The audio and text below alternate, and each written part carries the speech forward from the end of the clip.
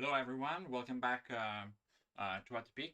My name is Alex. ATPeak is a series of talks that we are organizing for art and technology. In this first series, we took an interest in augmented reality and open source solutions for this medium, and we contacted researcher, industry expert, and people from the open source community, and we created this series. This one is the third event of the series, and thank you very much, everyone, for joining us. We have Juraj Vincur with us today. He will showcase to us the calibration of the North Star and get into details about it. So I like to switch the camera to Juraj now. Thank you. Thank you. Hello, everyone. I'm Juraj from Slovak University of Technology, where I work as a research assistant, and I'm also a supervisor of our 3D lab, which is a laboratory focused on VR and AR development. When it comes to my experience, I spent 6 years by developing VR and AR applications in Unity, either for academic institution or for industrial partners.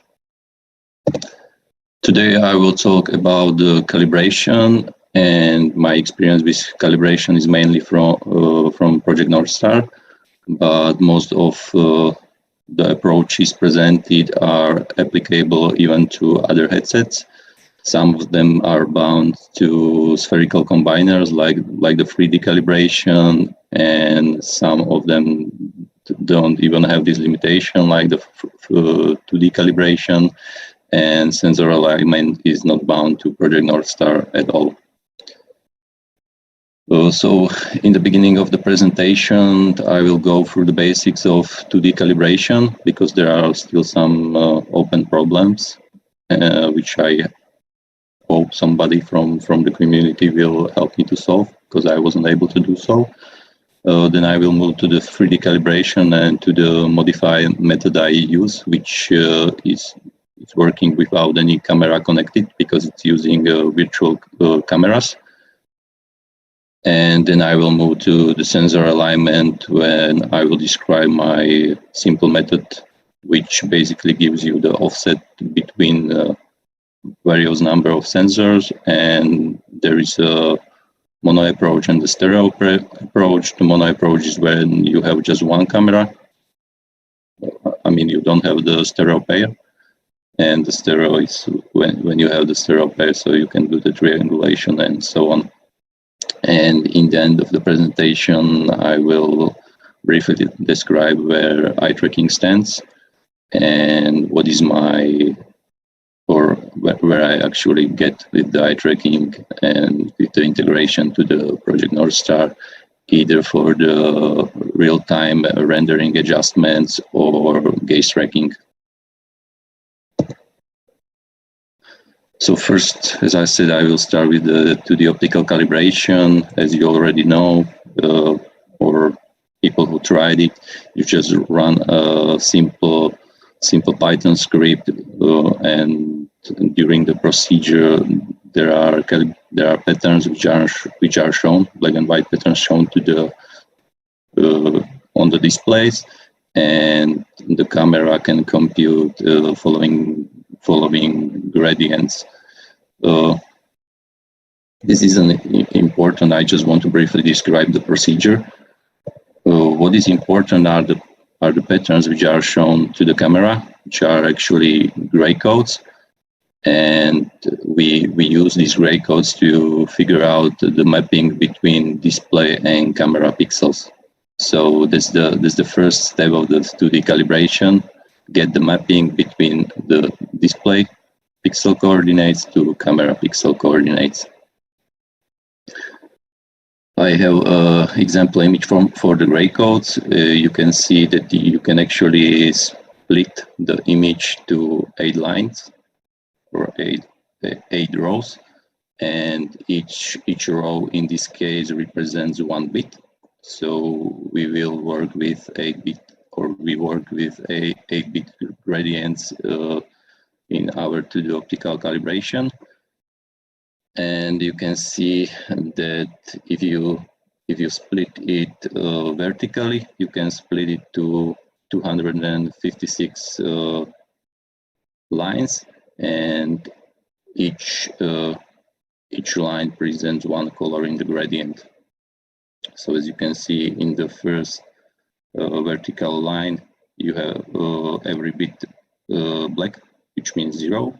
So the resulted value in monochrome gradient would be 0. I actually have the bottom gradient split. Here will be the black and here will be the white, but it doesn't really matter. So why is this important? When you split it to the 8 rows, you take the pattern from the row, you will scale it to the full display size, and you will check the resulted image on the camera. If you show it to the display horizontally, row by row, you will get left to right gradient, which means X coordinates. And if you do it vertically, so you will rotate the image 90 degrees and show it row by row, you will get the vertical mapping or the Y coordinate. So after showing all this pattern, as was visible in the previous video also, you will get these gray codes. This is actually the main result of the 2D optical calibration. And basically what's happening here is that if you check the white color, the brightest one, or the full white, or just one, is somewhere here,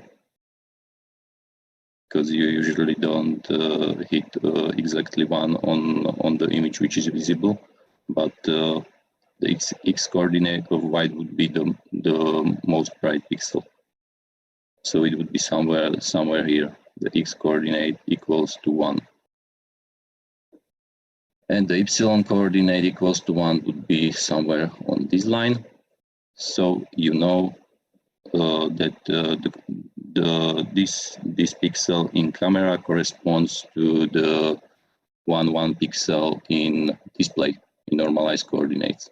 And that's basically how we get the mapping from the display coordinates to the camera coordinates, because this is basically the camera image from the T265, the X coordinate, and here you know from 0 to 1 the Y coordinate.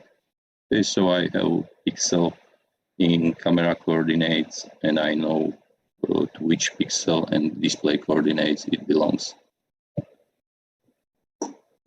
Once we have this mapping between the display and camera pixel coordinates, we can actually calculate the rays, the ray from the camera in camera coordinate system, which is directly mappable to the real environment, or to the rays in the real environment. And this is an important step because the rays itself are not camera dependent. So we can use OpenCV camera model, we can use the intrinsic parameter of the camera, and based on pixel coordinate in the camera image, we can figure out the ray in the camera coordinate system. We can do this using the OpenCV undistorted points function, and if we actually provide it rectification transformation, the resulting ray would be in normalized coordinates, which is basically camera independent. So you can take this ray from one system and port it to another. If we take this to the Project North Star, we have a displays. We know that some pixel or some light from some pixel from the display is bounced through the combiner and goes to the eye. In this case, to the left camera of our stereo camera. And what we just calculated is the ray from the camera. Another interesting thing about using a rectified coordinate system is that from this point you need to know just the baseline. So you need to know just the distance between cameras, which takes me some time to figure this out in the Unity project we currently use.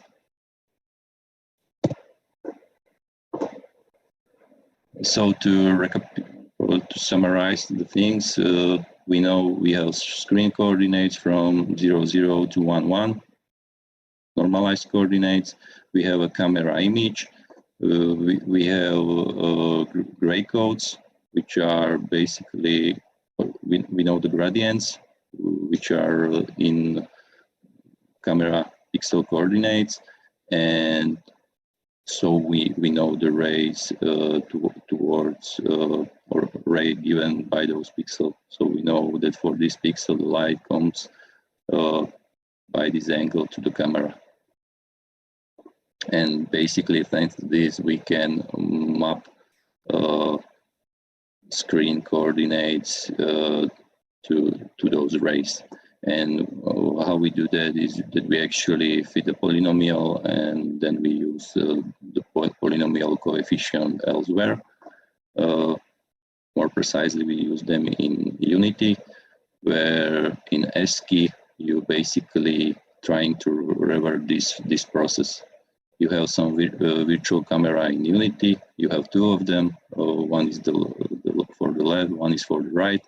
You know the baseline between them. So if the baseline was 64 millimeters, you just put the virtual cameras within Unity world 64 millimeters apart. And then based on the ray, which we know from the previous steps, you're trying to figure out the proper distortion. So you basically show correct image to the user, or it looks correctly for the user.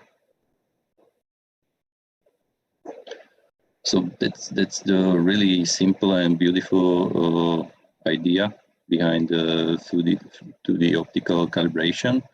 But as I said, there are some open problems which I wasn't able to solve, and where I would really need some help from the community.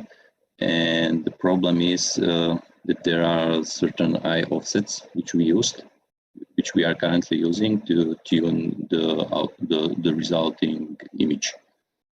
Because if I use this procedure without these UV offsets, you will actually see that the image is cut out and not properly undistorted. And I suspect that the issue is that these rays are not centered to the image of the combiner in the gradient, and we are expecting it to be centered in the Unity, because camera is always centered to the camera viewport.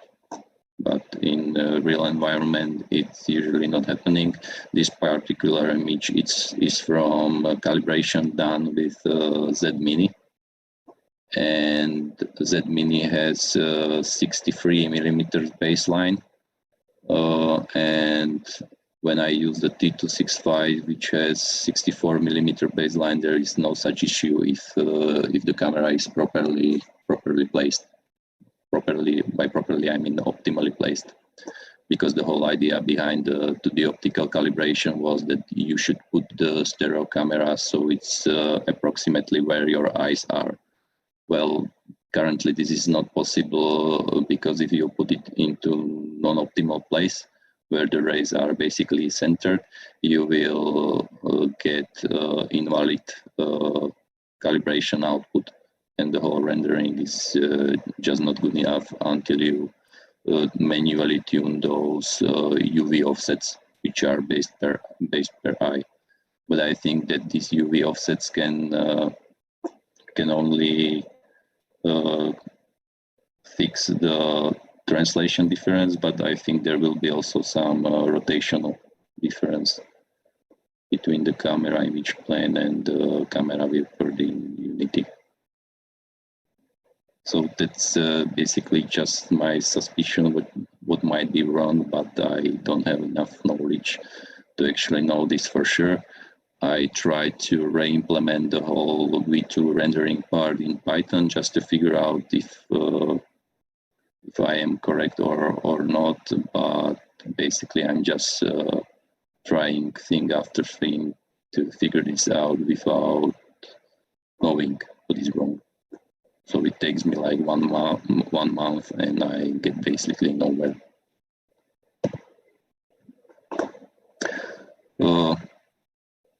I also did some refactoring of the 2D optical calibration. That's how I also get to this problem. And during the refactoring, I was trying to add some easy way to how others can use other stereo cameras. So I basically define an abstract class, which should be compatible with, or should be easy to implement with most of APIs. And I also did the synchronization, so there is no sleep required. Everything within the code is synchronized, so when you show the new pattern, you exactly know when to grab a new frame, and the frame was grabbed after the new pattern was shown to the display, which in the end decreased the speed and the reliability of the resulting calibration.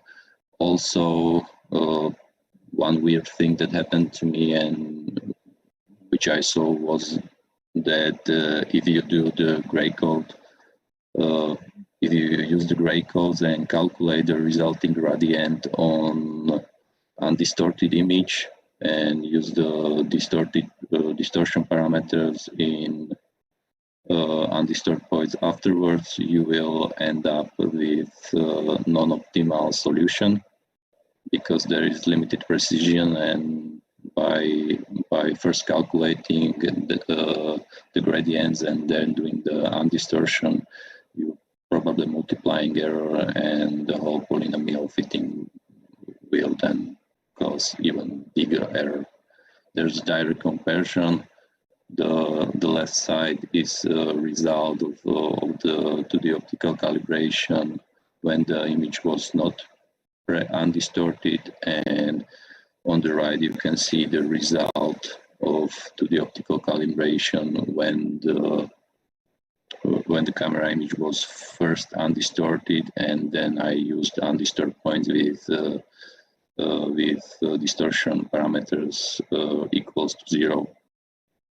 So basically, I'm doing the same thing. The only difference is when I undistort the image.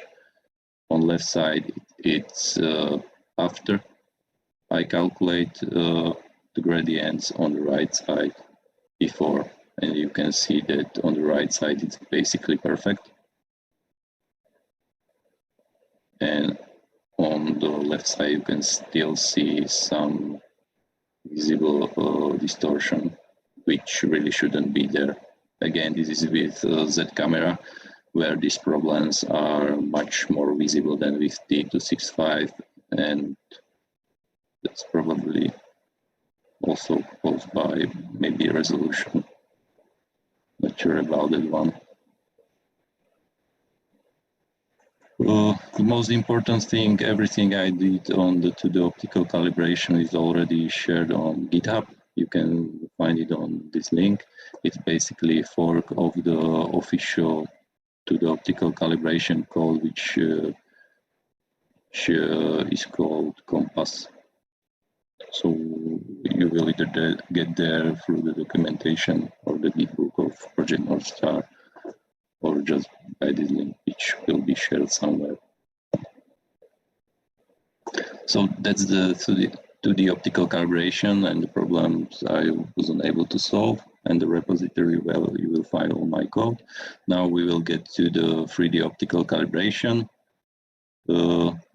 Again, most of people who actually work or use Project North Star are aware of this process. Basically, you run a Unity application. First, you need to align the monitor transform, so you know where the camera lies, or what is basically the relative pose between the cameras and the monitor. On the monitor, there is only a static pattern, and basically after the monitor alignment, you need to create a reflector mask, so you are actually running the optimization on the proper region only, because during the optimization you are trying to minimize the number of black pixels. You are trying to minimize it because when you combine the view from the project North Star and the view of the real world pattern, the result should be basically fully wide image for the combiner part. So that's the toggle optimization and create reflector mask, and after that there are just some manual adjustment to further improve the results and to save the calibration. The basics behind the 3D optical calibrations is pretty easy, but I must say I don't fully understand the code itself, or I don't really see deep into it. I just know the basic idea behind it. And basically you have combiners which are cut from the ellipsoids. You can see the ellipsoids over here and here. So basically the combiners are just a part of the ellipsoid. Then you have displays, and you have also two stereo cameras which are used during the 3D calibration. You can see the blue dots, which is the top camera and the bottom camera. And thanks to such configuration and thanks to ellipsoids, you can, for one overall configuration, calculate the distortion using the ray tracing. You can figure out what the distortion looks like. When you know what the distortion looks like, you can apply it to the image. In this particular case, you are basically trying to show a complement image to this pattern, because when you put the complement image of this pattern or combine it with the original pattern, you should just get a fully wide image. So here you can see the view of the T265 camera. In this case, it's actually the ELP camera, the original one which is used during the 3D optical calibration. And you see its view of the monitor. So this is the monitor with the pattern on it, and this is the how camera actually sees this monitor with the pattern. On the right side, it's the view of the camera when you put the Project North Star on the 3D calibration rig. So this is basically the combined image from the reflector and from the monitor. And you can see there is some overlap from the beginning. And now the only goal here is that given one configuration and given the distortion by this configuration, you show the image through the combiner to the camera, and you are trying to minimize the number of black pixels in the image. If you run the optimization step, it looks something like this. You can see how the components are moving, either the displays or the ellipsoids, and that's basically only two things which are being optimized. The white balls moving, those are just cameras which are flipping from the top position to the bottom position, because you need to use to eliminate the ambiguity of the solve. Also, interesting thing which I didn't really understand was that the top camera has always bigger weight than the bottom one, And another interesting thing was that only the top camera is aligned with respect to the monitor, and for the bottom camera we just rely on the 3D printed part, which does not really work when you have two different cameras with different parameters. But that might be also the reason why there is a higher weight for the top one, as that's the only camera which was properly aligned with respect to the monitor. I think the need of the alignment is pretty clear here. You just need to know where the monitor is, so you can properly set the input image for the distortion.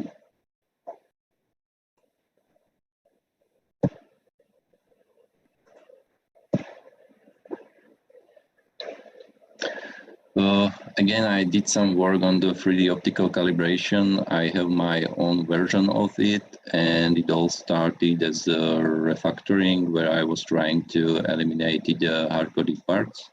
For example, the fact that the bottom camera ELP in original 3D optical calibration was flipped, was hard-coded all over the place, which pretty complicated any integration of other cameras, or at least for me. And especially when I wanted to move one stereo camera on Motorized Rig from the top to bottom position. Funny was that the first motivation was to support different cameras, but in the end, my refactoring actually caused that I'm not using any cameras at all, or any real cameras. While the program runs, I'm using only the virtual cameras, and they are based on the gradients from the 3D calibration, because as we mentioned, you get from 3D calibration display coordinate mapping of the display coordinates to the camera coordinates. So if you don't move the camera, if the position is static, you can easily calculate that if I put an image on the display, I can easily calculate how would the camera image look like. So if the setup is static, you can easily do this. And during the 3D calibration, it basically is static. So if I use only those virtual cameras and use only the gradients from the 2D calibration, it's much easier to implement support for different cameras, because all you need to do is add another camera in the 2D optical calibration, which I already mentioned have an interface which you can implement and your camera will be working. Also, when you're using virtual cameras, you don't really need external monitor, because all information is already stored and you can run the 2D calibration even with a single monitor, or at least the modified part, which I put on the GitHub. And another good thing is that it also eliminates the need of second stereo camera if you can somehow get these gradients without moving everything else except the camera, because you need to get the camera from the top position to the bottom position and not touch anything else, otherwise it will basically break. Again, the source code for the virtual camera based 3D calibration can be found on GitHub, and I'll make sure that those links will be somehow attached to the video. Here you can see the difference between the computed image of the virtual camera compared to image captured by the real camera, and you can see there is basically zero difference for our purposes, and moreover it eliminates issues such as glint from the image or exposure problems or even rolling shutter problems. So in the end it should be even better than using the real physical cameras.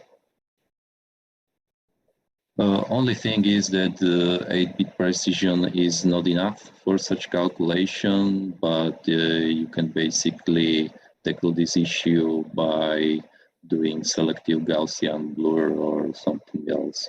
The selective Gaussian blur was the easiest thing for me, and it actually works really well.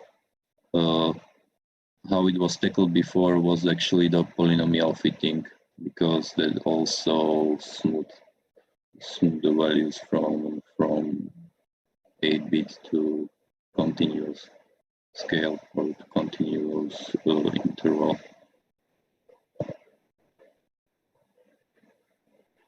So here is actually the image of my motorized rig I mentioned before, because it wasn't really convenient to try to get the camera from the top position to the bottom without touching anything else, including the headset or moving the rig, etc. So I just did the motorized rig. The motorized rig is enabled to flip the North Star up and down, and also to move the camera from bottom to top and back.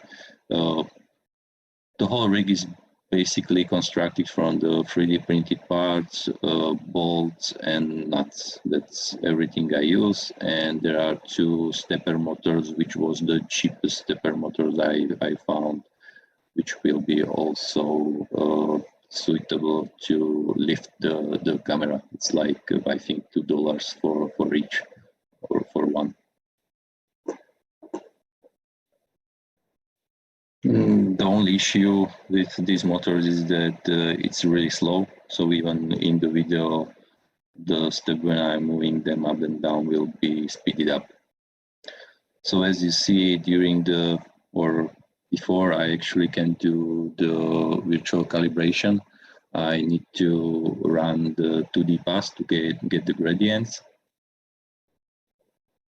Then I do the same for the top position. So basically now I'm trying to figure out the monitor pixel coordinates mapping to the camera pixel coordinates into positions.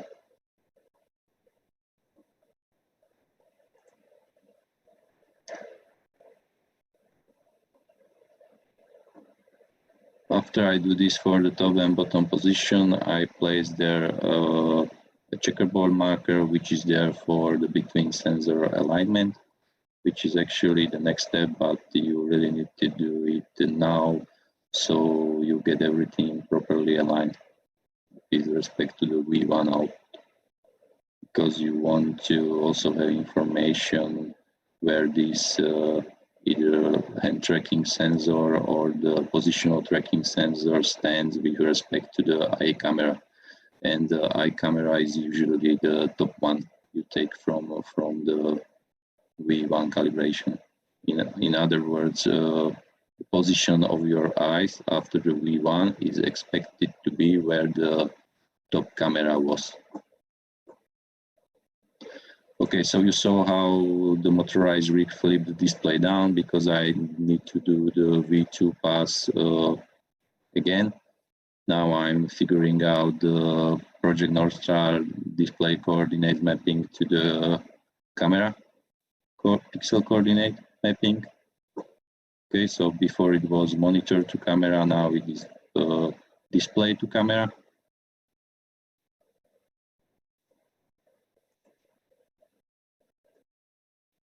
And after that, you have everything you need for the 3D virtual calibration.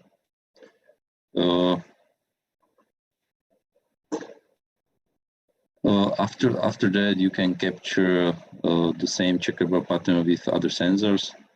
And first, I capture it with the Project North Star out with the T265. Now you will capture it with the lead motion, and for example, with the tracking camera, which can be T265 also, or T261, or anything else. And then you basically just do the capture. We will get to this part and get the relative transforms between them, or relative poses between them. So everything will be aligned with respect to the eye position after the V1.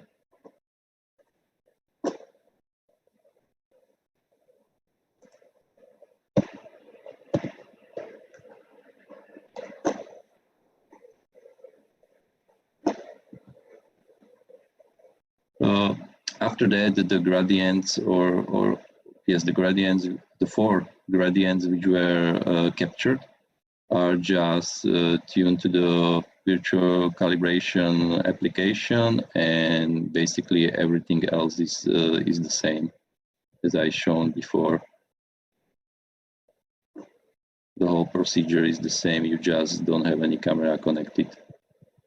But you go through the same process, and after that you have the full V1 and every transform between the offsets. So basically everything is calibrated and aligned.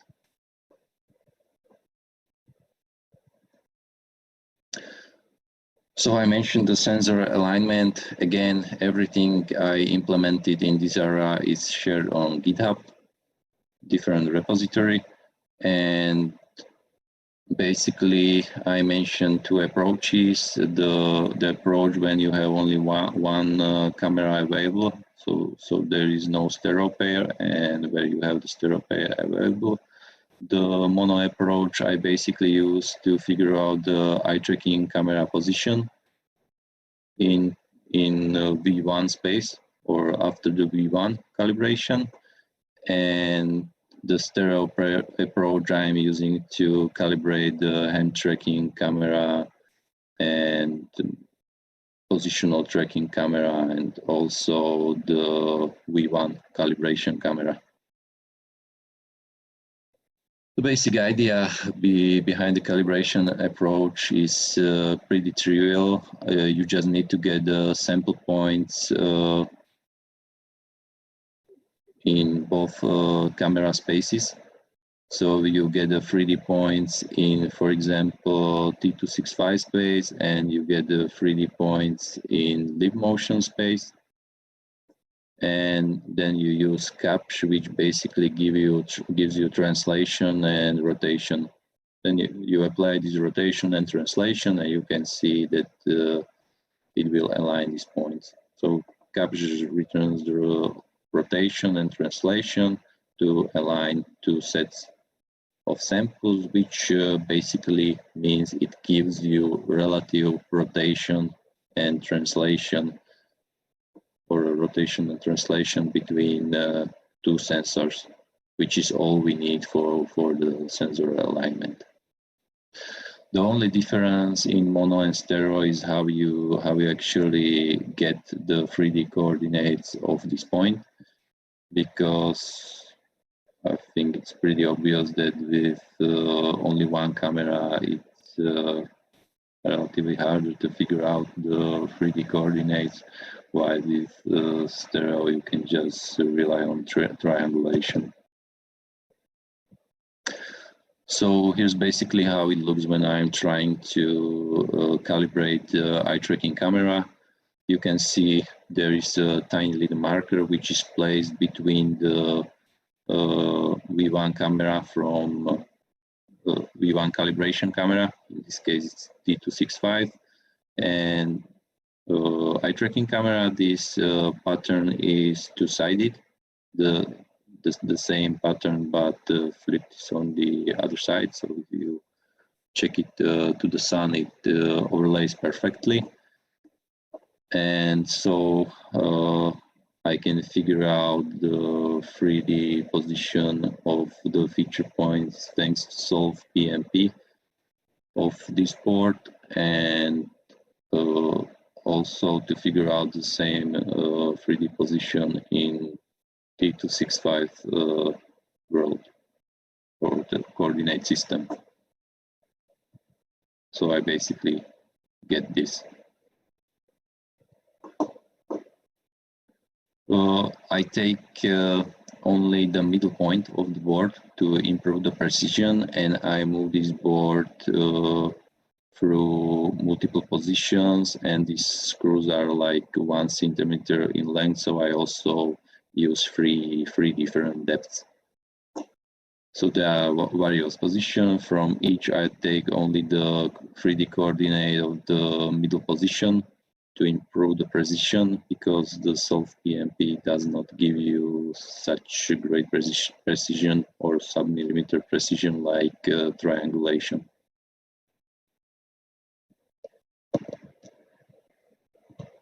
Again, everything including the motorized rig or the designs for the motorized rig can be shared, but I currently didn't share it publicly. So if anybody will be interested, just let me know, just contact me. Here you can actually see what the eye tracking camera sees when the board is exposed to the camera, and what the T265 camera sees. You just detect the pattern, which in this case is a circular grid pattern. You do the same with the eye tracking camera, so you know that you know the camera coordinates of this feature in eye tracking camera. You know the coordinate of the same feature in the T265 camera. You can match this, put it into the solve PMP. The solve PMP will give you, in my case, only the center position, and then you just do the capture and you have your relative position or the translation and rotation between the eyes and the eye tracking camera in V1 code, in V1 role.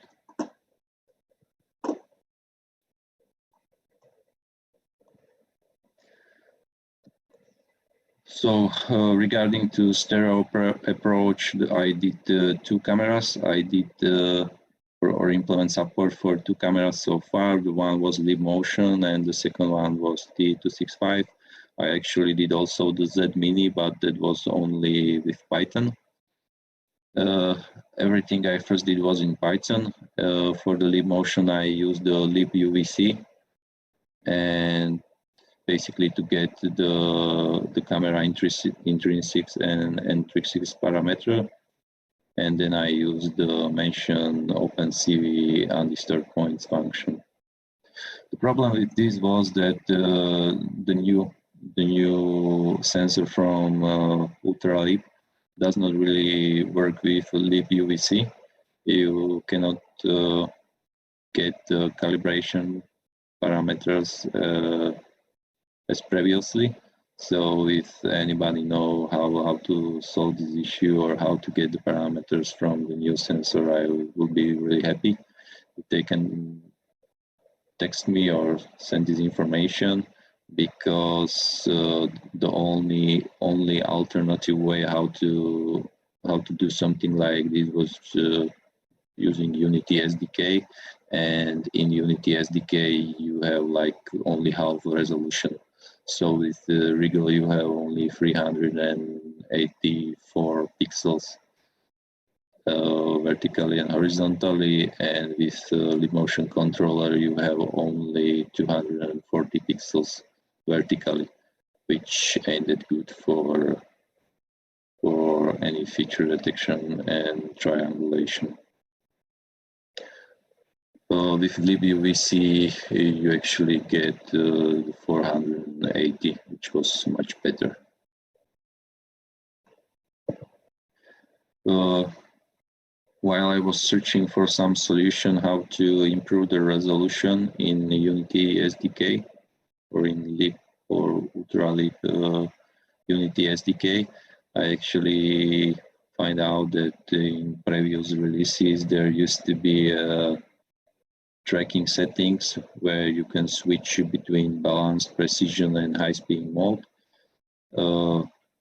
And in this case, it also means that you can get higher resolution.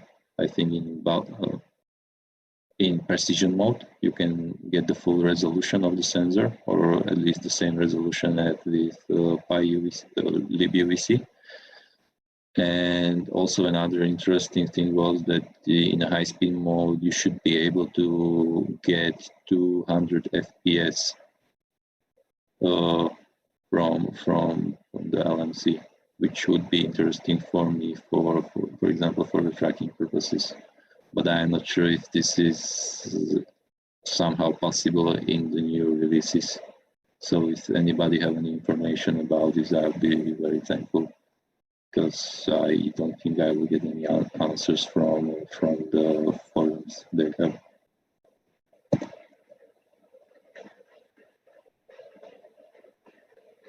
So here's a sample from the Unity application, where I basically move everything after the libUVC problems, and another motivation here to move it to the Unity is to make it everything as a part of the V1 calibration, because it's not so convenient from the user experience perspective when you need to switch between running some Python scripts and then going back to Unity and so on. So basically, what I currently trying to do is do one single application which will do the full headset calibration. I already can do the full headset calibration, but it's split to various procedures. So here's an example how the board tracking currently works in Unity. You can see that the precision is pretty decent, and I basically evaluate this approach by work my checkerboard pattern as 2 centimeter squares, and so I'm checking if the distance between those 2 points are 20 millimeters or not. And with triangulation, it seems that the precision is basically sub-millimeter. Also, as I said, that with eye tracking camera, I'm taking only the middle position due to limited precision of the solved PMP. During the sensor alignment of stereo cameras, I'm using only one sample.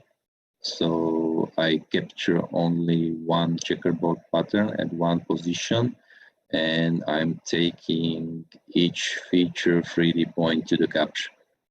It seems to be sufficient, so you don't really, or at least it seems that with the stereo cameras, you don't need to take multiple snapshots of a single pattern.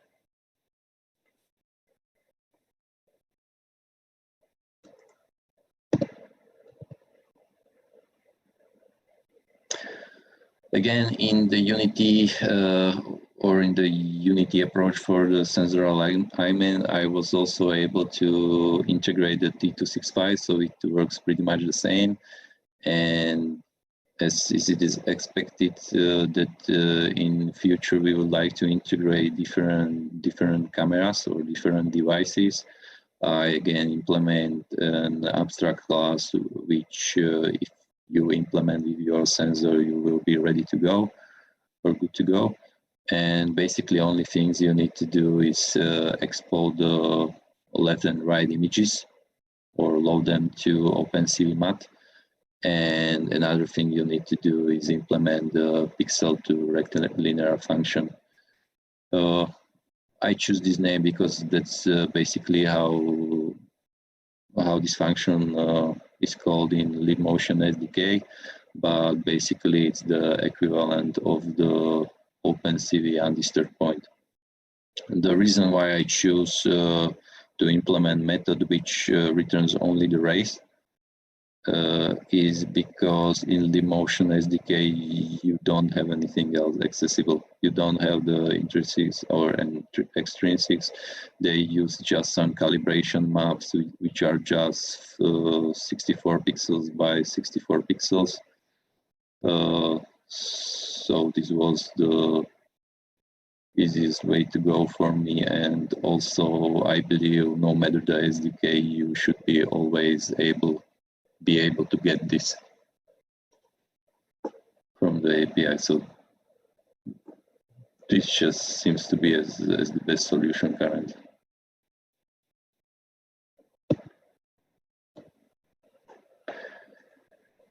Here's a video how such sensor alignment work, or what are the results current. So after I did the V1 calibration and do the sensor alignment based on one checkerboard pattern, you can see the hand is aligned no matter where I put it.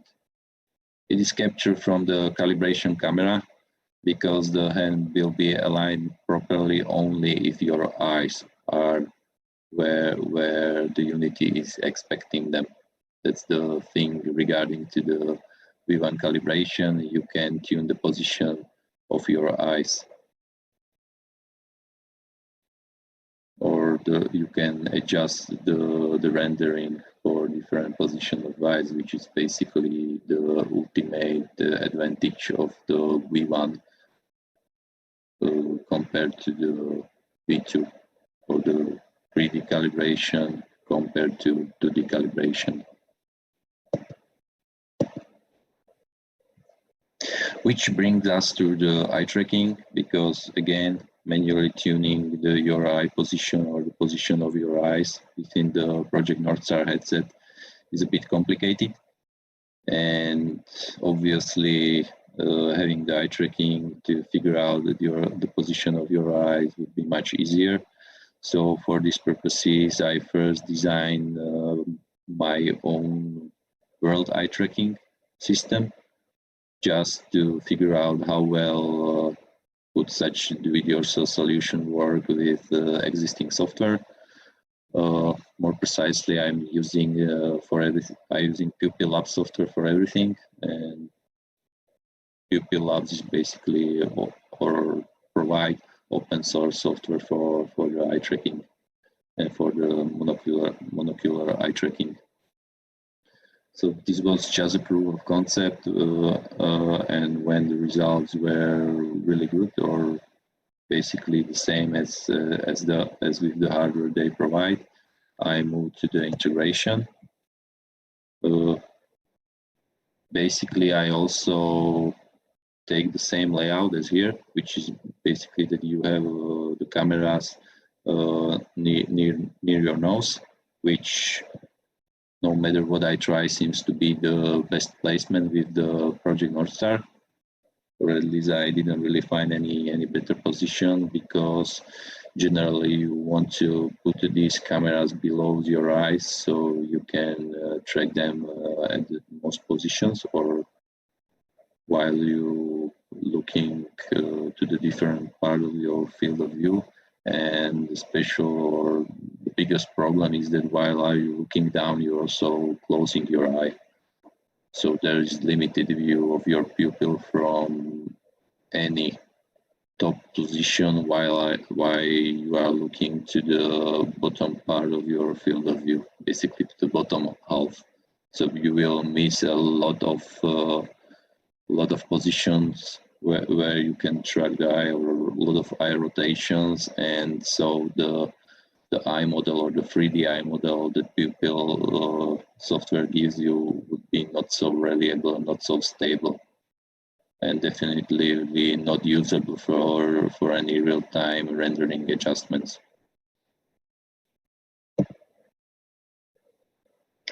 On the left, you can see basically the other side of the integration. You can see that there are some occlusion problems for sure while wearing the Project Northstar headset, because the width of the camera in the original integration was 10 millimeters, so basically 1 centimeter, and it's just too big. But if you will be able to push this, for example, to the 3 millimeters, you wouldn't even see or register that that camera. It wouldn't affect your view. Basically, I tried that approach and I didn't mind the camera at all. And basically, I mind more the surrounding things like top and side things of the optical bracket.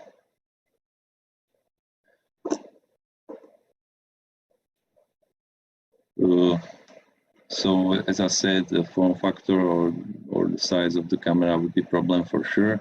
So I was looking for smaller options, which are basically, or which even you will be able to buy.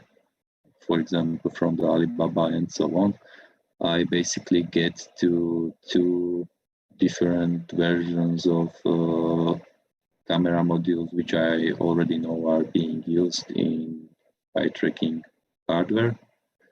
Each of them has built-in narrow bandpass filter, so only the infrared light is coming through.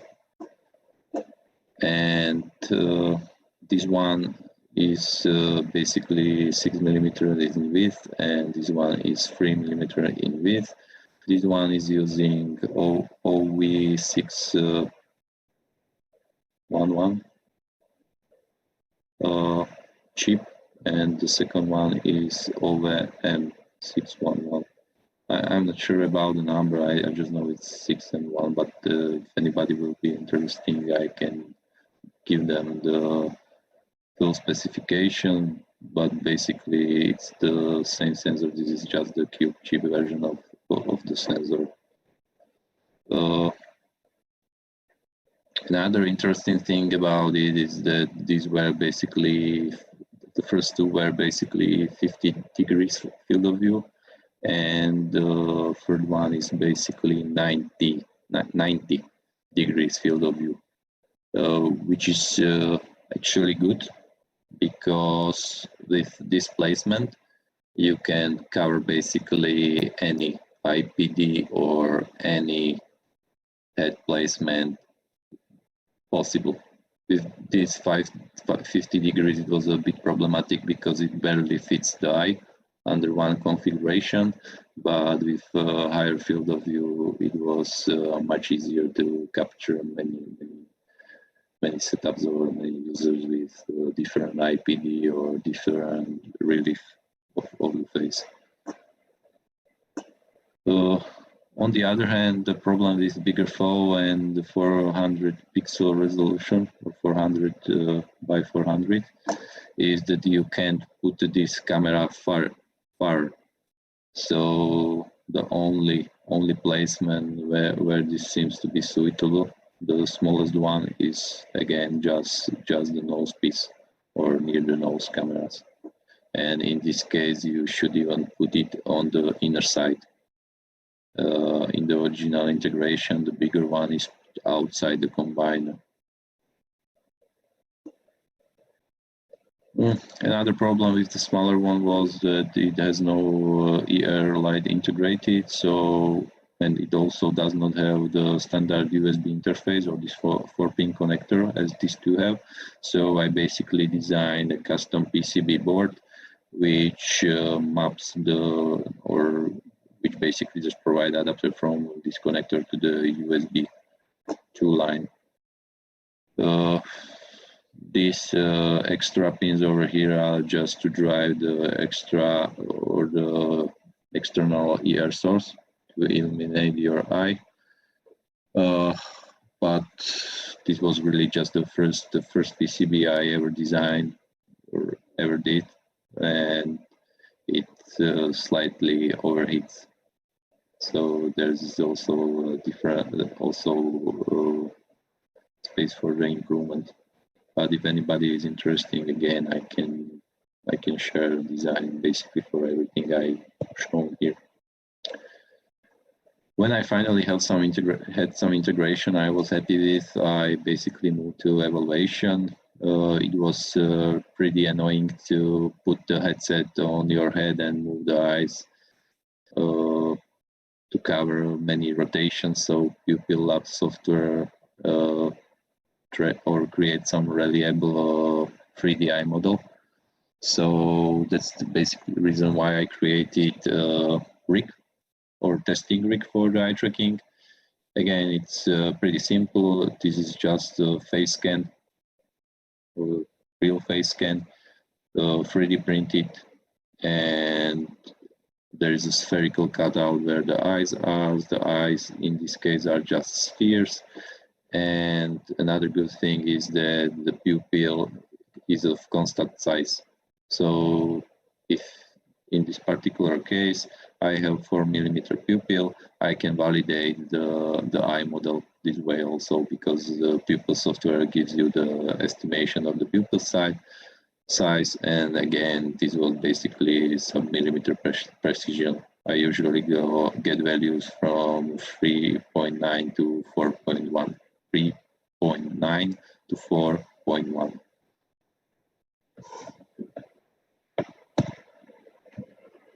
Then I actually tried to improve this test rig by putting the endoscope camera into the eye, so I can also validate the gaze or see where actually he was looking, or where his eye was pointing, and so I can also tackle the optical to visual axis differences, and maybe even do some calibration or the 1-point calibration to tackle this issue. This is how it actually looks. On the right side, you can see the image from the endoscope camera. Of course, it's not optimal. It's not very good because it basically rotates, and the rotation is there just to simplify the design. Because this way, I need just one stepper motor on the back to rotate the eyes. It would be really nice if there would be somebody who can actually improve this design so the eyes can move or rotate around 2 axes, like, or at least similarly as human eyes are moving. Here on the right side, you actually see how this is actually tracked by pupil software, and there are basically no problems with detecting the pupil. Just to somehow minimize the possible interference of the outer ring, I also have the white part which is covering this hole, because this is basically the visible light of the endoscopic camera, which you can just turn off and it's not being used for anything. So you can just cover that up.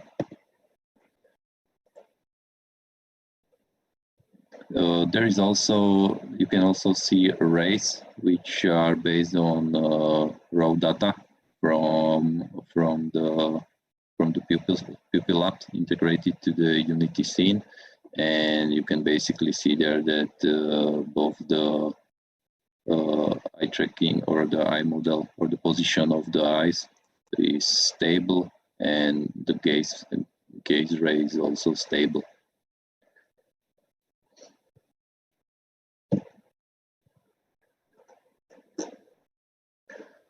If anybody would be interested, I can also share some demo scene of eye tracking integration using the Pupil Lab software to the V1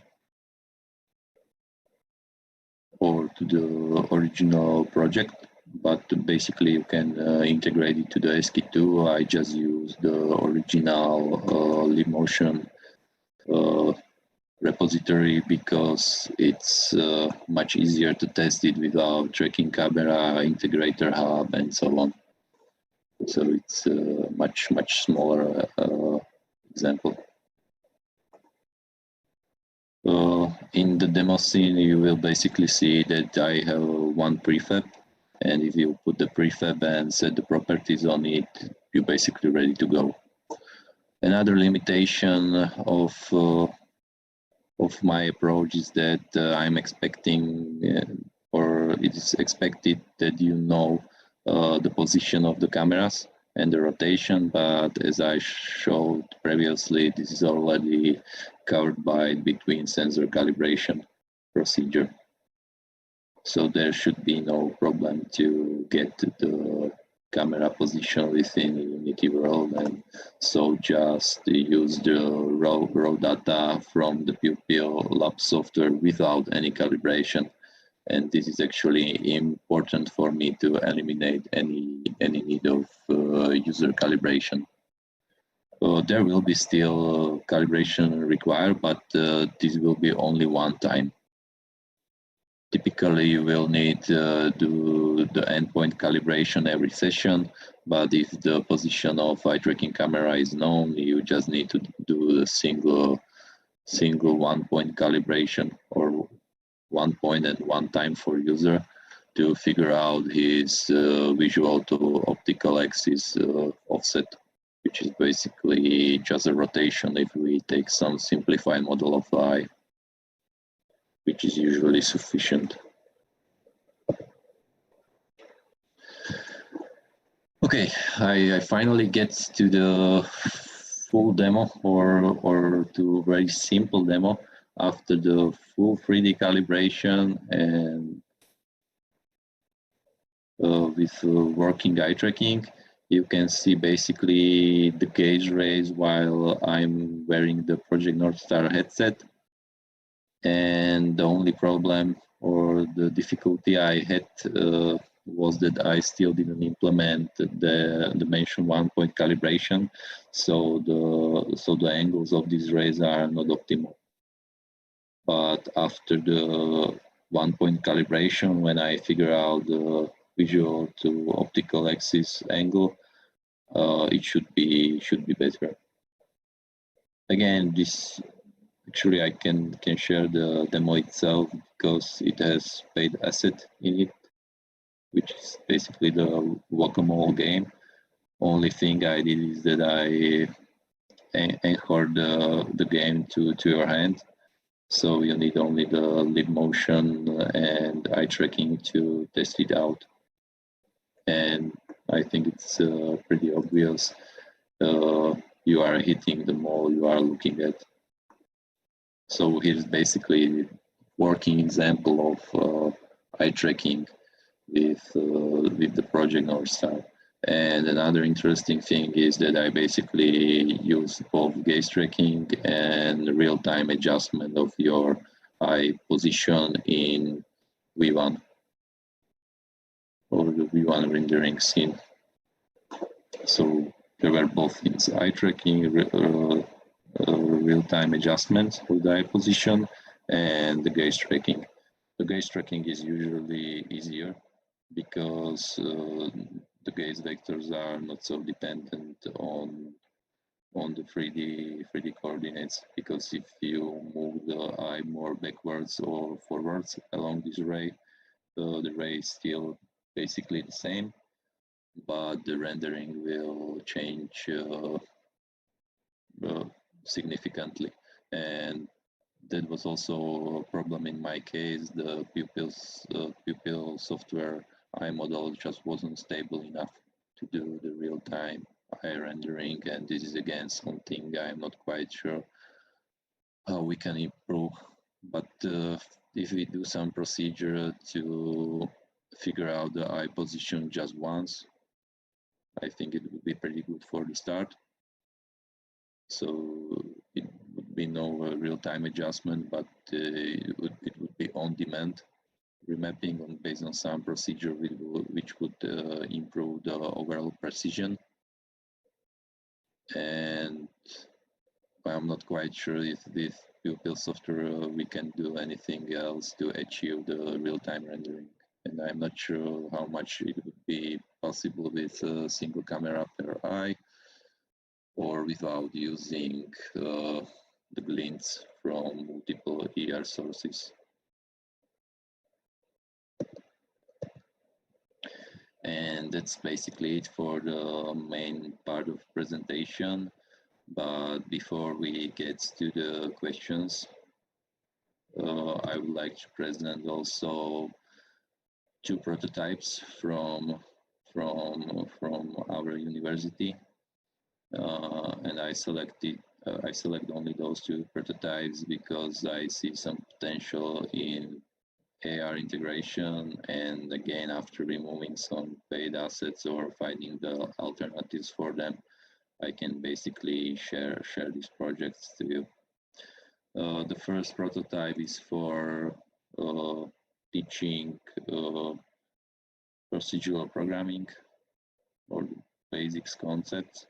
And basically you are in virtual reality environment, you are exposed to some simple problem and you have to solve it using the blocks behind you.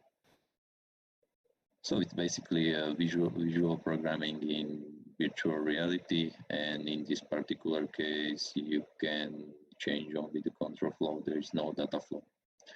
But again, we made many variations, and even the data flow, writing the data flow would be possible if necessary.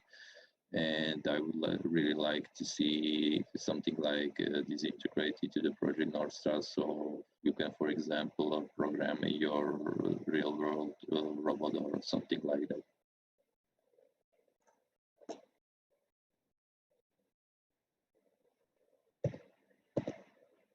And another project which is related, and again, might be interesting to have that in AR, is basically simulation of electrical circuits, or that you can basically build a virtual circuit and simulate it. This during the pandemic would be pretty nice, again, for the educational purposes, because you can even, for example, check an oscilloscope or connect the virtual oscilloscope to such circuit, which is something you don't really have accessible, or you usually don't have that at home. And as you don't have access to laboratory during the pandemic, you can really do any meaningful practicals.